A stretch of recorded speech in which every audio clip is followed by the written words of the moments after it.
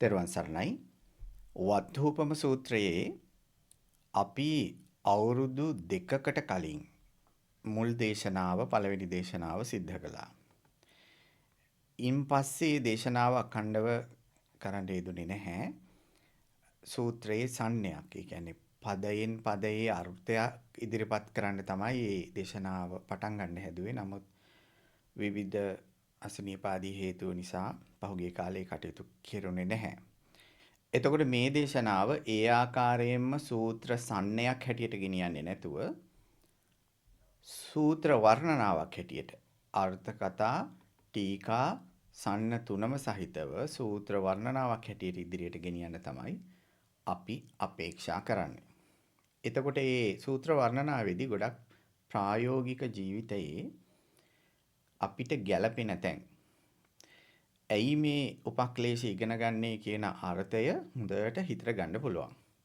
ඉතින් කලින් දේශනාවේ ඒ වත්ථූපම සූත්‍රයේ ආරම්භයත් ඒ වගේම අභිජ්ජා විසම ලෝභය කියන අකුසල් දෙකත් ගැන අපි කතා වුණා. ඒ සියලු පදාර්ථ විස්තර හාත්පස කරුණු ඔක්කොම ඒ දේශනාවේ තියෙනවා. ඉතින් ඒ දේශනාව මුලින් අහලා මේ දේශනාවත් අහනවා නම් හොඳයි. මේ දේශනාවේදී අපි මේ විශේෂයෙන් කතා වෙන්නේ තුන්වෙනි සහ හතරවෙනි උපක්ලේශ දෙක, ව්‍යාපාද නැසේවා වෙනසේවා කියන අදහසත්, ක්‍රෝධය නැත්නම් කෝපය කියන උපක්ලේශයත්. එතකොට මේ උපක්ලේශ తත්වේ සිත අපිරිසිදු කරන తত্ত্বය අපි හොඳට දැනගන්න එකේ ප්‍රයෝජනයක් තියෙනවා. ඒ ප්‍රයෝජනය තමයි අපිට මේ එදිනෙදා කටයුතු වලදී මුහුණ දෙන්න සිද්ධ වෙනවනේ සිද්ධි වලට. එතෙන්දි ක්‍රෝපය හට ගන්නවනේ. එතෙන්දි කේන්ති යනවනේ. කේන්ති ගිහිල්ලා මේ නැසේවා වෙනසේවා කියන අදහස එනවනේ. ඒ වගේම ෂණිකව ගින්නක් වගේ නැගෙන අහේතුකව අස්ථානේ හටගන්න මේ ගින්නක් වගේ නැගෙන කේන්තිය එනවනේ.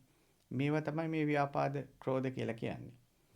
එතකොට මේ දෙක දැනගැනීමෙන් ධර්මතාවයක් වශයෙන් හිතේ පවතිනවා කියන දේ හඳුනා ගැනීමෙන් ඒවා විස්තර ඇසීමෙන් අපිට ලොකු මේ ප්‍රයෝජනයක් තියෙනවා. ඒ තමයි දහම ඒ වගේ දැනගන්න ඒ දැනගන්න කෙනාට අදාළ අකුසලයේ හිතේ බැස ගන්නකොට පාලනයක් තියෙනවා. ඒක ස්වාභාවිකවම තියෙන පාලනයක්. යම් අකුසල් වල විශාල උදාහරණ කතා ආදී සහිතව සම්මුතික විස්තරයක් බහුලව සූත්‍රයේදී හම්බ වෙනවා. ඊ අකුසල් වලම ඒ ධර්මතාවලම පොදුවේ ගත්තු සියලු ධර්මතාවලම පරමාර්ථ විස්තරයක් අභිධර්මයේදී ලැබෙනවා.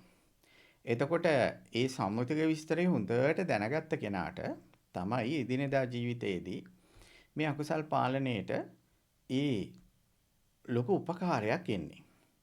පරමාර්ථ විස්තරය නොදැන විදර්ශනා කරන්න බෑ. ඒක ඒ විදර්ශනාවට ඍජුවම උපකාර වන ඉහළම ධර්මතා ඉගෙන ගැනීම. ඒක අභිධර්මයේදී කරන්නේ. ආරම්භයේදී මේ සූත්‍ර දේශනා වල තියෙන මේ සම්මුතික විස්තරය අපි ඉගෙන ගන්නකොට, උදාහරණ ආදී එක්ක ඉගෙන ගන්නකොට, නිතර අහනකොට, ඒ අහලා හිතේ දරා ගන්නකොට එයාට අදාළ අකුසලයේදී යන ස්වාභාවිකවම ඒ පාලනය එනවා. එහෙනම් අපි මේ කාරණය කිව්වේ විශේෂයෙන් උපකාරයක් විදිහට මේ කාරණා දෙක ඉගෙන ගන්න පටන් ගනිමු. ව්‍යාපාද ක්‍රෝධ කියන කාරණා දෙක මෙහිමයි විස්තර වෙන්නේ. දැන් ව්‍යාපාදයේ කියන්නේ අන් අය නැසේවා වෙනසේවා කියන සිත සමග උපදින ද්වේෂ චෛතසික. නැසේවා වෙනසේවා කියන සිත සමග ඇති ද්වේෂ චෛතසිකයට තමයි ව්‍යාපාදය කියලා කියන්නේ. ක්‍රෝධය කියන්නේ සිත, ඒ කියන්නේ සිතේ හටගන්නා දණ්ඩෙන් තලනු ලැබූ සර්පයෙකු වගේ අන්‍යයන්ට විරුද්ධව නැගී සිටින ස්වභාවය. එකපාරට අස්ථානයේ ඇතිවෙන විශාල අවුලක්. අස්ථානය කියන්නේ කිසිම හේතුවක් නැතුව වෙලාවකට බාහිර අදාළ නැති හේතුවක් අරගෙන ගින්නක් වගේ ඇවිලෙන මේ ද්වේෂ සහගත ස්වභාවයට ක්‍රෝධය කියලා කියනවා. එතකොට ඔය වංචක ධර්ම චිත්තෝපක්ලේශ කියන පොතේ ඔය ක්‍රෝධේ ව්‍යාපාදේ ගැන හොඳ විස්තර තියෙනවා. ඒවා කියවලා සිතේ පාලනය ඇති කරගන්න උපයෝගී කරගන්න පුළුවන්. මේ ව්‍යාපාදය කියන කාරණේදී අපි ඉගෙන ගන්න ඕනේ ඇයි ව්‍යාපාදය හටගන්නේ කියලා. ඒ කියන්නේ යම් කාරණා 9ක් මුල් වෙලා තමයි ව්‍යාපාදේ පවතින්නේ. යම් කාරණා 10ක් හේතුවෙන් තමයි ක්‍රෝධය පවතින්නේ. ඒ 9ත් 10ත් ඉගෙන ගන්න තමයි එන්නේ. එතෙන්දි මේ බද්ධ වෛරය ගැනත් මම එකට තියෙන හින්දා දැම්මේ නැවත නැවත සිත හාත්පසින් බැඳී යන බද්ධ වෛරයට තමයි උපනාහ කියලා කියන්නේ. ඊළඟ උපක්ලේශය. ව්‍යාපාදය ගැන මේ ආකාර 9 ඊළඟට අපි ඉගෙන ගත්තොත් මෙන්න මේ වගේ. දැන් මට යම් කෙනෙක් විපතක් කළා කියලා මට යම් කෙනෙක් විපතක් කළා කියලා ව්‍යාපාදේ හට ගන්නවා. ඒ වගේම මට දැන් විපතක් කරමින් ඉන්නේ මේ මොහොතේ කියලා තරහක් ඇති වෙනවා. අනාගතයේ මෙයා මට හානියක් කරයි කියලා අන්න තරහක් ඇති වෙනවා. නැසේවා වෙනසේවා කියන අදහස ඇති වෙනවා. ඒ වගේම මගේ හිතවතෙක් ඉන්නවා. මේ හිතවත් කෙනාටත් අතීතයේ වෙන කෙනෙක් විපතක් කළා කියලා හටගන්න නැසේවා වෙනසේවා කියන අදහස පවත්වනවා. ඒ වගේම මගේ හිතවතාට දැන් මේ කෙනා විපතක් කරමින් ඉන්නේ කියලා. අන්න මේ ව්‍යාපාදේ හටගන්නවා. ඒ වගේම මගේ හිතවතාට අනාගතේ මෙයා විපතක් කරයි කියලා එයා නැසෙත්වා වෙනසෙත්වා කියන අදහස ඒ අකුසලය උපදව ගන්නවා. ඒ වගේම මට තරහ කෙනෙක් ඉන්නවා. තරහ කෙනෙක්ට මගේ හිතවත් කෙනෙක් ගිහිලා යහපතක් කරනවා. එහෙම කරලා තියෙනවා නම් ඒක මතක් කර හොඳක් වෙන්නේ නැසේවා වෙනසේවා කියලා අන්න සිත මෙහෙවනවා. ඒ වගේම මට තරහ කෙනෙක් අප්‍රිය කෙනෙක් ඉන්නවා. එයාට මේ මොහොතේ මගේ හිතවත් අය ගිහිල්ලා උදව් කරනවා. යහපතක් කරනවා. අන්න ඒ නිසා කෝපය හට ගන්නවා. මට අප්‍රිය කෙනාට මට අකමැති කෙනාට මගේ හිතවත් අය යහපතක් කරයි අනාගතයේ යහපතකින් උදව් කරයි යහපතක් කරයි කියලා අන්න තරහ කෝපය හට ගන්නවා. හිත අපිරිසිදු කර ගන්නවා. නැසේවා වෙනසේවා කියන අදහසෙන් සිත අපිරිසිදු කර ගන්නවා. ඒක තමයි ආකාර 9. දැන් එක කාරණයක් ගත්තාම කරුණු 3යි. කාරණා 3ට කරුණු 3 ගානේ කරුණු 9යි. ඒක තමයි නවවිධ ආඝාත වත්තු කියලා කියන්නේ. 9ක් වන ආකාරයෙන් ඒ ගැටීමට මුල් වෙන කාරණා 9ක් තමයි තියෙන්නේ. ඔය 9 ඇසුරු කරනකොට නෙවෙයිද බලන්න නැසේවා වෙනසේවා කියලා යම් හිතක් උපදිනවද ඒක තියෙන්නේ.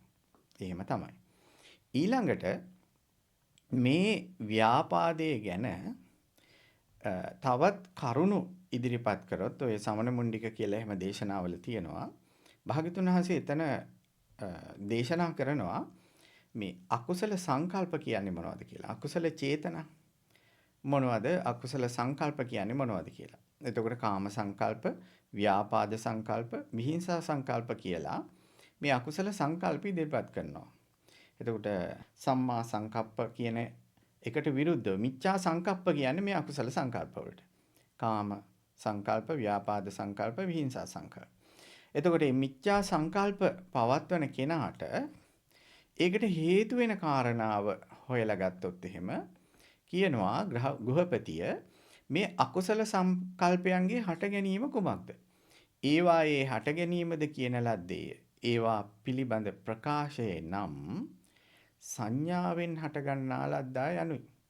කවර සංඥාවක්ද? මොකක්ද මේ සංඥාව? ඒ සංඥා ගොඩක් තියෙනවා. විවිධාකාරයෙන් තියෙනවා. নানা ප්‍රකාර විදිහට අපිට මේ කාම සංඥා එනවා. ඒ වගේම ව්‍යාපාද සංඥා එනවා.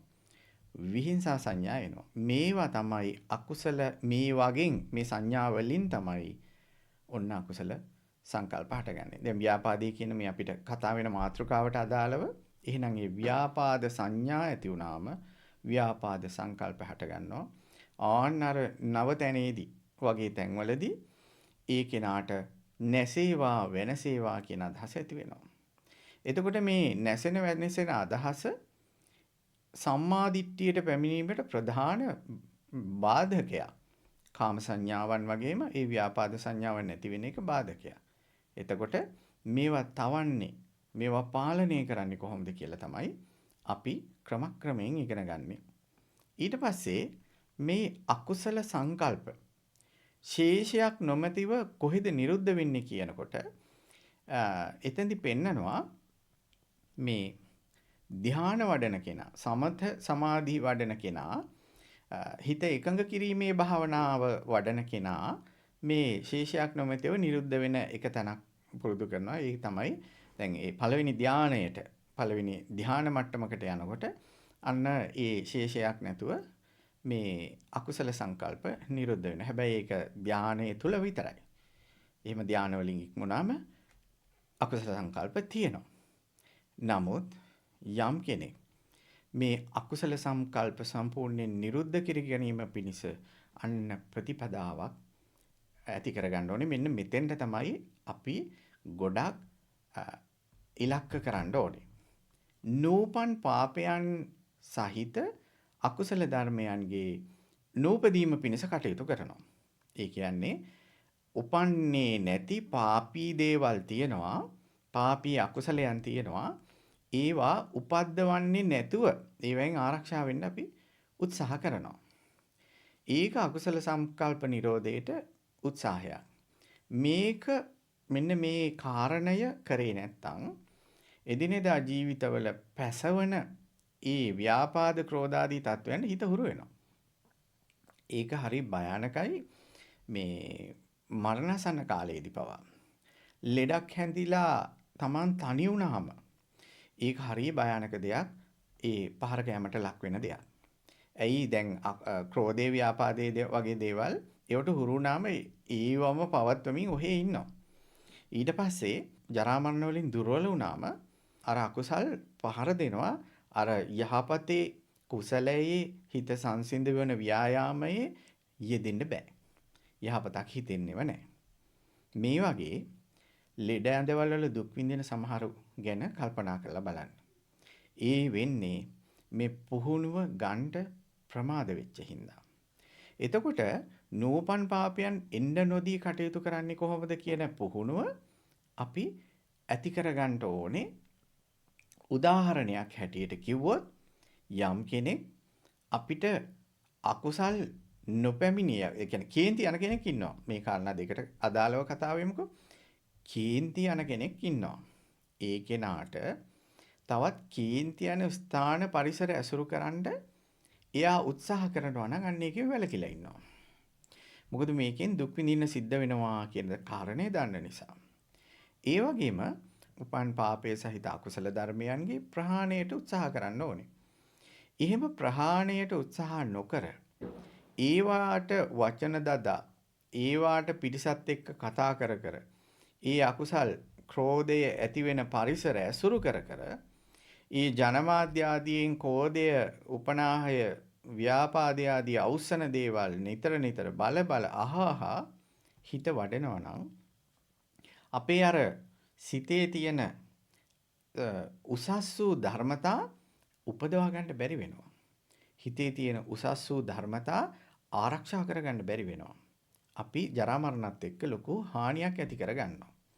උපන් පාපයන් තියෙනවානේ දැන් නිතර අනුන් නැසේවා වෙනසේවා කියලා හිතන කෙනෙක් ඉන්නවා නම් ඒ උපන් පාපී දේවල් ප්‍රහාණය කරගන්න මම මොනවද කරන්න ඕනි කියලා කල්යාණ මිත්‍රෙක් එක්ක සාකච්ඡා කරන්න ඕනේ. ඒ වගේම ඉපදුනේ නැති කුසල ධර්මයන්ගේ ඉපදවීමට එයා උත්සාහ කරන්න ඕනේ. එතකොට ව්‍යාපාදය ක්‍රෝධය පාලනය කරගන්න එයා කොහොමද මෛත්‍රී සිත උපදවා ගන්නෙ? එයා කොහොමද කරුණා සිත උපදවා ගන්නෙ? එයා කොහොමද මුදිතා සිත උපදවා ගන්නෙ? මෙන්න මේ උත්සාහයන් එයා දරන්න ඕනේ. ඒවට අභ්‍යාස කරන්න ඕනේ. ව්‍යාපාදයේ ක්ෂණික කෝපය ඒ වගේම ඒ පරිගැනීම් ආදී දේවල් වලට යන සිතක් තියෙන කෙනා ඒකට උපක්‍රම කරන්න දැන් එකපාරට ගිහිල්ලා මෛත්‍රී භාවනාව කරනව නෙවෙයි. මෙත්තා සහගතේන කාය කම්මං. ඒ කියන්නේ මෛත්‍රී සහගතව කය හසුරුවා වැඩ කරන දේවල් කරන්නේ කොහොමද? වත්පිළිවෙත්. මෙත්තා සහගතේන වචී කම්මං. කතා බස් කරනකොට මේකේ පාලනයක් ඇති කරගන්නේ කොහොමද? මෙත්තා සහගතේන මනෝ කම්මං. මෛත්‍රී සිතෙන් යුක්තව මේ සිතන පතන දේවල් වෙනස් කරගන්නේ කොහොමද කියලා හිතන කෙනාට නූපන් කුසල ධර්මයන්ගේ ඉපදීම ඇති කරගෙන ඒ පාලනය ඇති කරගෙන තද ව්‍යාපාදයක් ක්‍රෝධයක් කියන දෙක නැසේවා වෙනසේවා කියන සිතත් ක්ෂණිකව ගිනි ගන්නා කෝපය සහිත සිතත් පාලනය කරගන්න පුළුවන්කම තියෙනවා. උපන් කුසල ධර්මයන්ගේ පිහිටීම මුලා නොවීම වැඩිම මහත් බව ඒ වගේම පිරිපුන් බව කියන මේ කාරණා ඇති කරගන්නේ කොහොමද? උපදිලා තියෙනවා මෛත්‍රී සහගත ස්වභාවය. ව්‍යාපාදයේ අඩුයි කියලා හොඳට තේරෙනවා. ක්‍රෝධයේ අඩුයි කියලා හොඳට තේරෙනවා ක්‍රියාකාරකම් කරාම. අන්‍යයා ඒක පිහිටව ගන්න ඕනේ. නැත්තම් ආයතර අකුසල ධර්මයන් ඇවිල්ලා හිත ආක්‍රමණය කරලා හිත වනසලා දානවා. එදිනෙදා පහසු සංසිඳුණු ඒ සිතේ තැම්පත් ජීවිතයක් හදාගන්න බැරි වෙලා යනවා. ඒ නිසා මේ අකුසල සංකල්පයන්ගේ නිරෝධය පිණිස කළ යුතු දේවල් 4ක් තමයි මේ විදිහට අපි ඉගෙන ගත්තේ. ඒ වගේම ක්‍රෝධය නැවත අපි වෙනම ගත්තොත් එහෙම අර 9ක් වෙන ව්‍යාපාදේ කාරණා ඉගෙන ගත්තනේ මේක. මේ විදිහට හිතලා තමන්ටත් අනුන්ටත් ගලපලා හිතලා අවස්ථා 9කදී නැසේවා වෙනසේවා කියන අදහස ගන්නවා නම් ව්‍යාපාදේ. ඒ අවස්ථා 9ත් අට්ඨානේච කුප්පති අස්ථානයේ කිපීම කියන කාරණයක් තියෙනවා. ඒ කාරණයක් එකට ගත්තාම අන්න ක්‍රෝධය කියලා කියනවා. එතකොට මේ කාරණා 10ම ඇති වෙන ස්වභාවය ඇති වෙන තැන් අපි හොඳට පාලනය කරගත්තොත් ක්‍රෝධය පාලනය කර ගැනීමේ හැකියාව තියෙනවා. මේ අස්ථානයේ කිපීම කියන එක විශේෂයෙන් අපි ඉගෙන ගන්න ඕනේ. එතකොට මේ ක්‍රෝධය සහ මේ ව්‍යාපාදය කියන මේ දෙකම පටිඝ ඒ කියන්නේ විරෝධයම වෙන නමුත් ඒ පැවැත්මේ විවිධත්වයේ නිසා තමයි වෙනස් කොට පෙන්නලා තියෙන්නේ. ඒ කියන්නේ යමෙක්ගේ සිත වහලා දාන විදිහට අන්ධ කරන විදිහට එයා මට බැන්නා මට ගැහුවා කියලා තදට සිත් උපදවන ස්වභාවය කෝපය කියනවා. අන්නේ ස්වභාවය නිසා අස්ථානයේ කිපෙන ගතිය වැඩෙනවා. ඒ කියන්නේ ඒක මේ මහා සාවද්‍යයි කියලා පෙන්වන්නේ. ඒ ගතිය වැඩෙනවා. වැඩිලා යාට පාලනය කරගන්න බැරි වෙනවා. ඉක්මනට ෂණික කෝපය කියන්නේ. එතකොට මේ ක්‍රෝධය කියන කිපීම කියන ලක්ෂණය පාලනය කරගන්න බැරි කෙනාට ඒ ගති ස්වභාවය පාලනයකට ගේන්න බැරි කෙනාට ඒකෙම වෙනසිලා යනවා. පිරිස අතරේ යම්කිසි ස්වභාවයකින් එයා හිටියට එයා දැඩිව අන් අයගේ අප්‍රසාදයට පවා ලක් වෙනවා. අනුන්ට බනින තර්ජනය කරන ස්වභාවය, අත්පා ආදියෙන් පහර දෙන ස්වභාවය, අනුන් මරණ අන්සතු වස්තුව විනාශ කරන ස්වභාවය, සමහර විට තමන්ගේ වස්තුවද විනාශ කර ගන්නා ස්වභාවය, තමන්ගේ ජීවිතයද නසන ස්වභාවය, රෞද්‍ර වූ විරුද්ධ වූ ස්වභාවය ක්‍රෝධය කියලා අන්න හඳුන්වනවා. ඒ වගේම දැන් ඒ ක්‍රෝධයේ එක ගතියක් තියෙනවා. දැන් වැසි වහිනවා නම් ඒකටත් වැහි වහිනවා කියලා කෝප වෙනවා. දැන් වැහි වහින්නේ නැත්තම් ඒකටත් කෝප වෙනවා. අවුව වැඩි නම් ඒකටත් කෝප වෙනවා. අවුව නැත්තම් ඒකටත් කෝප වෙනවා.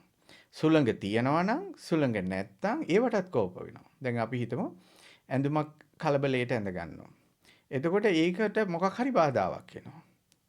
එතකොට ඒ වගේ තැනකදී ඒ කලබලයට අනුව අර අකුසලය ගැළපිලා එකතු වෙලා ඇවිල්ලා එයා අර කෝපය කියන ක්‍රෝධය කියන සිත උපදවාගෙන සිත වනස ගන්නවා. මේ අවස්ථා 9ක් ඉගෙන ගත්තනේ ව්‍යාපාදයේ ඇති වෙන අවස්ථා 9. අන්නේ අවස්ථා 9 ගැන තමයි මේ කියන්නේ. ඒ ව්‍යාපාදයේ ඇති වෙන අවස්ථා 9 කර්මපත ભેදයක් ඇති කරනවා. මෙන්න මේ අවස්ථා 9. මේ අවස්ථා 9 ඇතිවෙන කර්මපත ભેදය හැබැයි අස්ථානයේ කිපෙනකොට ඇති වෙනවද? නැහැ. ඒක එකපාරට හේතුවක් ගලපගෙන ඇති වෙන දෙයක්. ඒක කර්මපත ભેදයක් දක්වා යන්නේ නැහැ කියන එකත් ධර්මයේ පෙන්නලා දෙනවා. ඊළඟට ධර්මයේ පෙන්නනවා මේ භාෂාවට අනුව ව්‍යාපාදේ ක්‍රෝධයේ දෙකට ගැලපෙන වචන ටිකක්. දැන් සිත දූෂණය කරමින් ඇතිවන දේ නිසා ද්වේෂ කියලා හඳුන්වනවා. චිත්තස්ස ආඝාතෝ කියලා එක හඳුන්වනවා. ඊට වඩා බලවත් විදිහට සිත දූෂණය වෙනවම් ප්‍රතිරෝධයක් ඇති වෙනවා නම් පටිඝාතෝ කියලා වචනෙන් හඳුන්වනවා. එතකොට හිතේ මේ ගැටෙන ආකාරයේ ගැටෙන ස්වභාවය නිසා ඇතිවන ඒ ගතියට පටිඝ කියලා කියනවා. අරමුණ හා ගැටෙන ස්වභාවයට පටිඝ. අරමුණ හා ගැටෙන නිමිත්තට පටිඝ නිමිත්ත කියලා කියනවා. පටිඝං කියලා කියන්නේ ඒ ගැටීමේ ආකාරය නිසා ඇතිවන ස්වභාවය. හඟවන්න දෙන පදේ. ඊට පස්සේ අරමුණට විරුද්ධව යනවනේ අපි. ඒ අරමුණක් කෙනෙකුට විරුද්ධව ප්‍රතිවිරෝධ කියලා ඒ වචනෙන් හඳුන්වනවා. එතකොට මේ කෝප වීමේ ආකාරයේ හඟවන පදය කෝපය කියලා කියනවා. තදින් කිපෙනවා නම් ප්‍රකෝපය කියලා කියනවා. සම්පූර්ණයෙන් හිත වැහෙන ආකාරයෙන් කිපෙන ස්වභාවයට සම්ප්‍රකෝප කියන වචනයක් දෙනවා. බුදුරජාණන් වහන්සේ පෙන්නන මෙන්න මේ ස්වභාව දෙක ව්‍යාපාදයේ සහ ක්‍රෝධයේ කියන ස්වභාව දෙක පාලනය කරගත්තේ නැති කෙනා විශාල විනාශයකට පත් වෙනවා. දේශපාලනයේදී සමාජ කටයුතු වලදී සංස්කෘතීන් ආදී නඩත්තු කරද්දී ඒ වාගේම විශේෂයෙන් නිවසේදී කාර්යාලයේදී ව්‍යාපාර කරන ස්ථානවලදී මේ ස්වභාවය තමන්ගේ වෘත්තීය කරන අය එක්ක ගැවසෙනකොට මේ ස්වභාවය වැඩෙනවා. මේ වැඩෙනකොට මේ චරිතයක බද්ධ වෙනවා. බද්ධ වෙලා එයාට ඒක පුරුද්දක් හැටියට වැඩ කරන්න ගන්නවා. ව්‍යාපාදය නැසේවා වෙනසේවා කියන අදහස අන්තිමට වඩාගෙන ගිහිල්ලා තමන්ගේ ඥාතියාට හිතවසාට ඒ සිත් උපදවලා සත්පුරුෂ භාවයත් නසා ගන්නවා. ධර්මය අහිමි කර ගන්නවා. මේකේ තියෙන වඩාම භයානකම තමයි මේ ක්‍රෝධ කියන ස්වභාවය. ෂණික කෝපය ඇති වෙන ස්වභාවය. දණ්ඩෙන් තලනු ලැබූ සර්පයෙකු වගේ තදට ඇති වෙන ඒ ගතිය. ඒ ගතිය පාලනය කරගන්න කෙනෙකුට නොහැකි වුණත් එහෙම. ඒක වැඩිලා ගිහිල්ලා සමාධි උපදවන ගති නැති වෙලා යනවා. සීලයක් රැක්කට සීලෙන් අර අවිපටිසාරෝ විපිලිසර නොවන ගතිය කොච්චර වුණත් එන්නේ නැහැ. මේ එන්නේ නැත්තේ මෙන්න මේ උපක්ලේශ සිත අපරිසිදු කරන දේවල් සංසිඳවා ගන්න දුරු කර ගන්න යට තියෙන නොහැකියාව හින්දා. ඒ සමාධි වැඩෙන්නේ නැති හින්දා එයා සමාධි කර දුක් විඳිනවා. නමුත් ඒකේ ප්‍රතිඵල ලබා ගන්න හැකියාවක් නැහැ. ඊළඟට දැන් මගතොටේ යනකොට කොච්චර වාහනය එලවනකොට කොච්චර මේ ස්වභාවයෙන් බැට ගන්න සිද්ධ වෙලා තියෙනවද? බාහිර අය ගොඩාක් දොස් සහිතව වාහන එලවන්නේ. තමානුත් ඒ දොස් සහිතව එලවනවා ඒක දන්නෙත් නැහැ. බාහිර අය මගතොටේදී ඇති කරන වැරදි දැකලා මේ ක්‍රෝධය වැඩි යනවා. ඊළඟට මොකක් හරි ව්‍යාපාරික ස්ථානයකට නැත්නම් කඩපිලකට යනවා. වැරද්දිදි ගැටෙනවා. දොස් සහිත මිනිසුන්, අකුසල් සහිත මිනිසුන්, කර්මයට යට වූ මිනිසුන් කියලා දකින්නේ නැතුව අපි අන් අයට ගැටෙන අරමුණ අරගෙන මෙන්න මේ ක්‍රෝධය උපදවනවා. ක්‍රෝධය උපදවලා ෂණික කෝපය උපදලා මානසික රෝග හට ගන්නවා. මානසික රෝග පාලනය කරගන්න බැරුව ඒවා චරිතවලටම බද්ධ වෙලා අන්තිමට මරණය දක්වා ගිහිල්ලා මරණයේදී දුක්ඛිත භාවයට පත් වෙනවා. ඒ දුක්ඛිත භාවයෙන් වාසය කරන කෙනාට යම් කලකදී තමන්ගේ සිතට කුසල අරමුණක් පුරුදු කරගන්න අදහසක් ආවත් ඒක කරගන්න බැරි වෙනවා. ඒ කුසල අරමුණ උපදවාගෙන සිත සංසිඳවා ගන්න බැරි වෙනවා. සංසිඳවා ගන්න බැරි වෙලා එයා එහෙම්මම මරණයට යනවා. ව්‍යාපාද ක්‍රෝධ කියන දෙක බලවත් වඩන කෙනා නිරයේ උපදිනවා. එයි අකුසල කර්මපත උපදවන්න සමත් ඒවා. එයා දුගතිය උපදිනවා. සතර අපාය උපදිනවා. අන්නේ අලාභේ නොකරගෙන ව්‍යාපාදයේ ක්‍රෝධයේ කියන දෙක Tamanට තියෙන්නේ කොහොමද කියලා අඳුරගන්න එක පළවෙනි ව්‍යායාමය. ඇත්තටම ඒවා තියෙනවා. ඒවා බහුලව තියෙනවා නම් නැසේවා වෙනසේවා කියන සිත් බහුලව උපදිනවා නම් ඒ වගේම ක්‍රෝධය ගිනිගෙන ගැටෙන ස්වභාවය Tamanට තියෙනවා නම් මෛත්‍රී සහගත කාය කර්ම, වචී කර්ම, මනෝ කර්ම කරන්නේ කොහොමද කියලා, වත්පිළිවෙත් කරන්නේ කොහොමද කියලා, ඊට අදාළ දේශනා අහන්නේ කොහොමද කියලා, සිතේ සංසිඳීමකින් යුතුව අභ්‍යාස කරන්නේ කොහොමද කියලා කල්යාණ මිත්‍රෙක් එක්ක සාකච්ඡා කරන්න වෙනවා. ඒ සඳහා භාග්‍ය ශක්තිය ධෛර්ය ලැබේවා. අකුසල සංසිද්ධි වලට මුහුණ දෙනකොට මේ වගේ උපක්ලේශ සිත අපිරිසිදු කරන කාරණා හොඳට දැනගෙන ජීවිතයේ ජය ගැනීමට ලැබේවා. ශ්‍රාවකත්වයේ පිනිස සමාධි උපදවා ගැනීමට මේ උපක්ලේශ දුරු කර ගනිත්වා කියලා අපි ආශිර්වාද කරනවා. තෙරුවන් සරණයි.